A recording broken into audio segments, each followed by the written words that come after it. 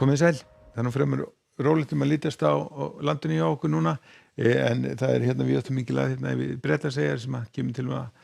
valda óstöðu veðri hérna á meginlandi Evrópu næstu daga og síðan leifara fellibylurinn Daniel hérna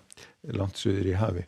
En það smá lægð sem að koma hérna yfir Grænland og inn á Grænlandshaf og við sjáum hérna hvernig hún að myndast og það fer að rigna landi vestanvert á morgun og síðan verður svona fremur blautt landi sunnanvert núna helgina vegna þessar lægðar. Og ef við skoðum hitasviðið þá erum við í hlýjum loftmassa og komin til með að verða það áfram. Það enda svona smá kuldabolli sem fylgir þessari lægð en hann á nú að fara hérna mest fyrir sunnan þannig við ættum nú ekki að finna fyrir honum en þú gætir nú svona aðeins fara að lækka hittölur þegar kemur inn á helgina. En þróunin í næsta sólarhringin svo að núna bara hæg breytileg átt á landinu og víða bjart veður en það svona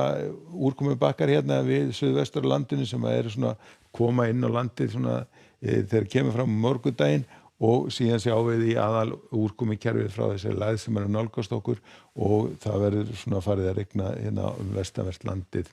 svona þegar kemur fram morgundaginn. Og svona lítur þá Íslandskortið út klukkan 3 á morgun komin suðurlega átt á landinu nokkuð ákveðin hérna allra vestast og farið að rigna á Vestfjörðum og Snæfellsnesinu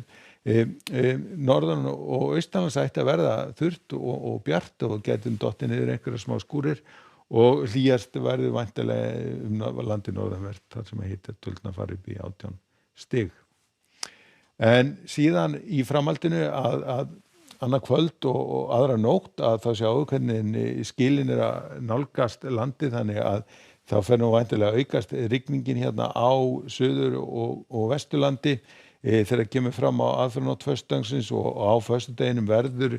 talsverð úrkoma landið suðvestanvert og hérna hún teygir sig líka hérna inn á suðaustanvert landið og Íslandskortið þá svona sem gildir svona meðan dag á föstudag lítur það svona út svona suðaustlæg og austlæg átt rigning landið sunnan og vestanvert norðanlands og austan hérna ætti að verða þurrt og bjart og það ætti einnig að verða hlýjast og sjáum að það líka vindur svona heldur hægari. Og síðan ef við skoðum hvað gerir síðan áfram að þá höfum við hérna föstudagskvöldið og það talsverð úrkoma sem að fylgir hérna þessum skilum á suðausturlandi en síðan svona hægt og rólega færist þessi lægð hérna austurbóginn þá fer að snúast hún aðeins til norðlægrar áttar og létta til landið vestanvert. Og þá lítur Íslandskortið svona út fyrir laugardaginn komin svona fremur hæg norðlæg átt farið að létta til hérna á Vestfjörðunum og í Breiðafirðinum áfram einhver væta hérna við suðurströndina og þá kannski sérstaklega á suðausturlandi og hitatölurnar það svona að fara heldur svona lækkandi með þessari norðanátt. Og ef við förum áfram inn á sunnudaginn þá það svona austlæg átt sem ríkjandi hjá okkur áfram vætutíð hérna landið sunnanvert ætti að verða þurrt norðanlands kannski verður svona heldur þungbúnara yfir sunnudaginum heldur svona fram að því hérna landið norðanvert en hitatölurnar svona kannski heldur á niðurleið en þó geti alveg hitin farið upp í 16 stig hérna á Suðurlandi.